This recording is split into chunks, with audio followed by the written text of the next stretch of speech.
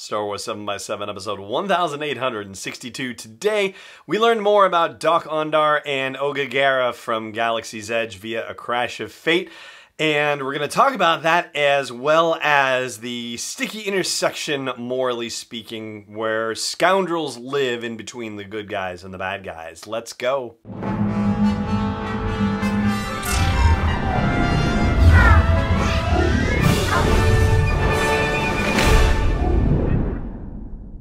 Hey Rebel Rouser, I'm Alan Voivod and this is Star Wars 7x7. Thank you so much for joining me for this episode, and I'm gonna approach it backwards from how I mentioned it in the opening and talk about that interesting moral intersection where smugglers operate in between the good guys and the bad guys.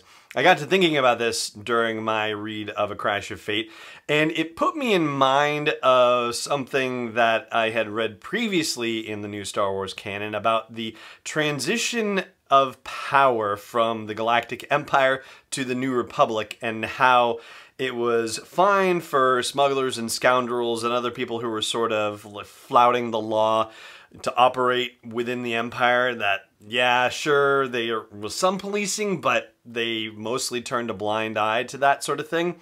And how in the New Republic, well, that would start to get cracked down on a bit more, particularly with the gangs like the Hutts and Black Sun and the Crymora and the Pikes and all those folks. It's interesting in considering, at least it is for me, maybe it is for you too, that when it's the New Republic, they start cracking down on this, but when it's the Rebellion, or now the Resistance, it's perfectly fine to be working with smugglers and scoundrels and pirates as long as it is furthering the aim of those organizations, the Rebellion or the Resistance, which is, of course, to overthrow the Galactic Empire or the First Order, respectively. That also put me in mind of the novel Pirate's Price by Lou Anders, which details Hondo Ohnaka's experiences crossing paths with Han Solo and Chewbacca and the Millennium Falcon.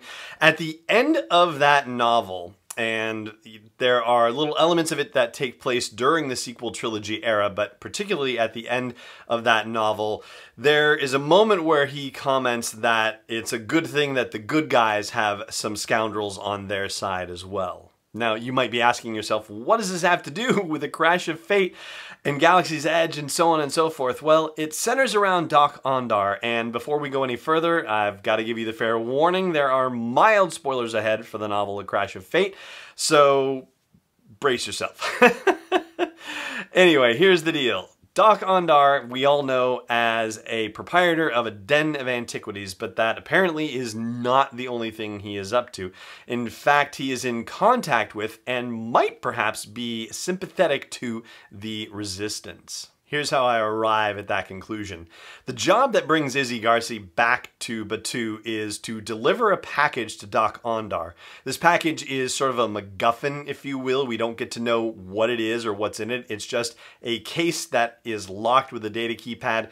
Izzy doesn't know the code to it and is told not to ask questions. The only thing she knows for sure is that it's not going to be, say, for example, an organic entity that will end up eating her or doing anything to damage her ship or anything like that. But beyond that, she has no clue what is in the case, and throughout the course of the novel, we do not get to find out what is in that case. But what we do find out is that when she delivers it to Dok-Ondar, he is not acquiring it for his Den of Antiquities. In fact, he says that he is procuring this thing for a client. And that client is represented by the two characters that we talked about in yesterday's episode, Lejo, the young Mon Calamari man, and the woman who is not named but does meet at least some of the basic identifiers of Vi Marati, the famous Resistance spy from the novel Phasma, the upcoming novel Black Spire, and of course Galaxy's Edge itself. And the other thing that factors into his potential sympathies for the Resistance is the fact that one of his former assistants shows up at the Den of Antiquities to confront him in the name of the First Order and to accuse him of being responsible, in part at least, for the corruption on Batuu. He's actually gonna kill Doc, but ultimately doesn't have the courage to follow through with it. However, It's more than enough reason for anybody to start being sympathetic with the other side, to be sure. If you're going to be killed by someone in the name of the First Order, yeah, I think you might be interested in supporting the resistance a little bit more strongly. And so that is the additional information on Dok-Ondar that I wanted to share with you.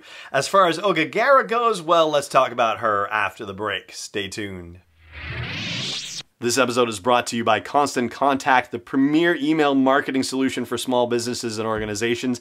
I've used their service since 2003, and over the past decade and a half, I've watched them evolve, make the product simpler, more powerful, easy to use, and do everything that they can to help train people to use the product more effectively and for it to work with other forms of marketing like social media, for example. So check out sw7x7.com/email to learn more about Constant Contact and start a free trial. Once again, that is sw7x7.com/email for a free trial. Welcome back. So, Oga Garra, she is the proprietor of Oga's Cantina in Black Spire Outpost and at the Galaxy's Edge theme park by extension. She is the local crime lord, as I alluded to earlier this week in talking about A Crash of Fate.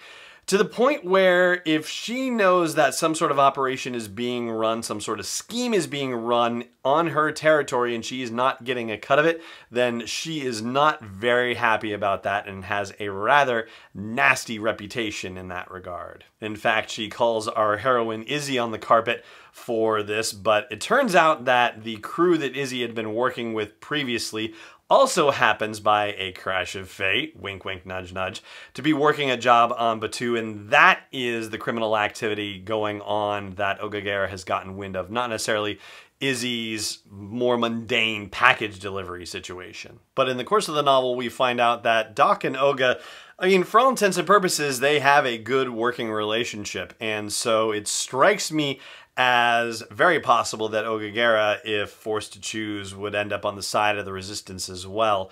So this creates some interesting possibilities if we are going to see Batuu and Black Spire Outpost represented in The Rise of Skywalker, for example. I feel like they've been very strongly hinting toward this possibility, and they're just, keeping it quiet. Again, we've only seen 2 planets so far in the footage that's been shared with us. Maybe a third if you think about the concept art image that was shown at Celebration Chicago, where there's a forest area and 3PO appears to be saying goodbye to a bunch of folks getting onto the Falcon. So not sure what that's about, but be that as it may, we certainly haven't seen all of the worlds that we are going to see in The Rise of Skywalker. Not all has yet been revealed, but I think very soon, hopefully maybe even by the end of the month, we might learn a little bit more in that regard. But we will explore more about Batuu and the presence of the First Order and the Resistance there this weekend, as well as the timeline for Batuu and the stories that we've been told about it so far and where everything fits in. And so that's what you have to look forward to this weekend. But for now, that is going to do it for today's episode of the show. Thank you so much, as always, for joining me for it, and may the Force be with you wherever in the world you may be.